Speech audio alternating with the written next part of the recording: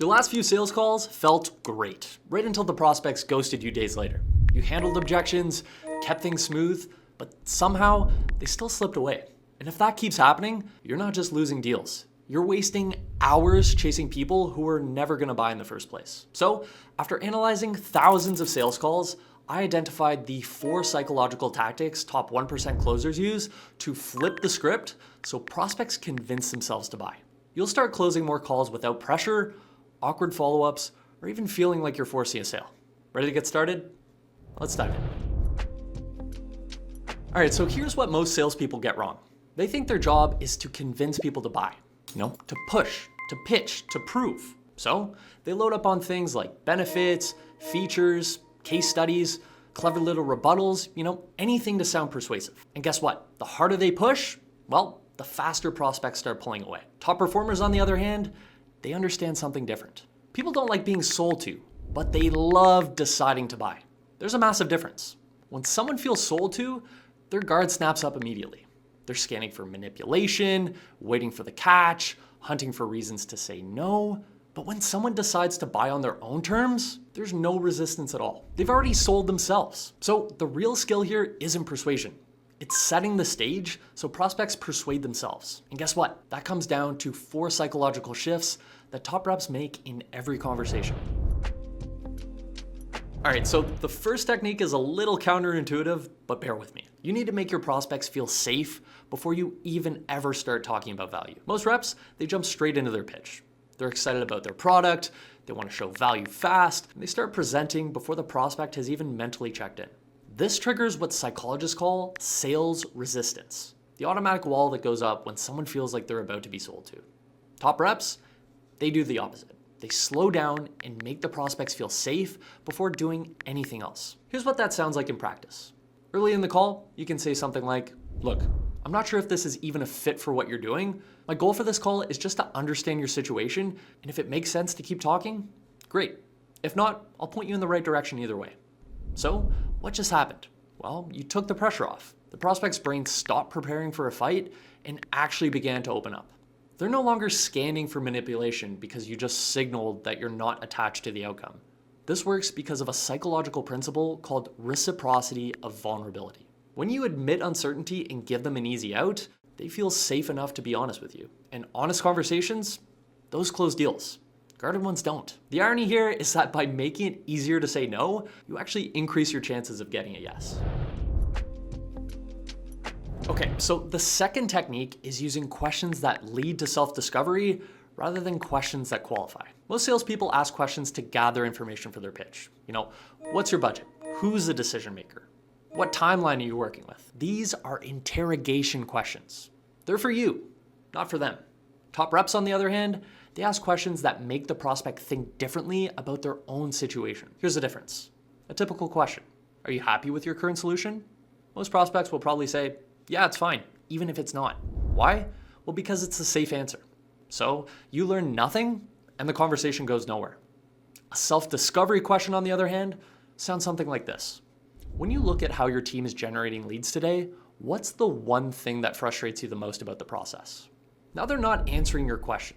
They're reflecting on their own pain. They're articulating the problem out loud, often for the first time. Or even take the first question as an example. You could ask it like this: would you say you're always 100% happy with your situation? And notice how I emphasize the words always 100% happy. Why? Well, because in reality, nobody ever feels this way. So now their brain starts scanning for what's wrong. And here's what's powerful.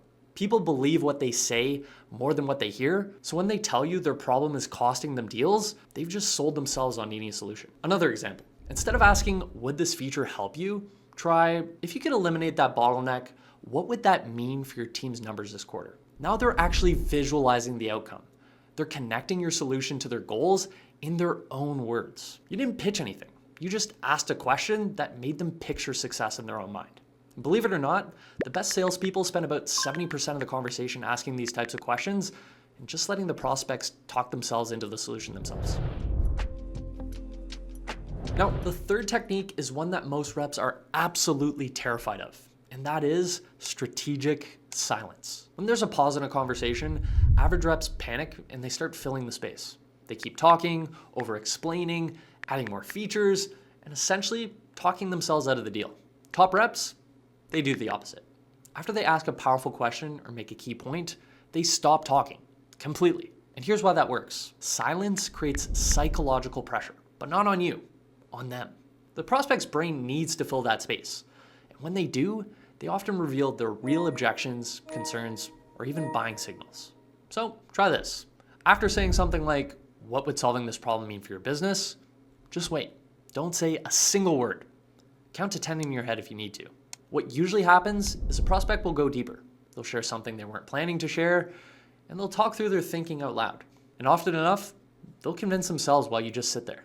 Not only, but silence also communicates confidence. When you're comfortable with pauses, you signal that you're not desperate. You don't need to oversell. And that calm authority, well, makes prospects trust you more. The fourth technique sounds completely backwards, but you want to give prospects a reason to say no. Here's the logic.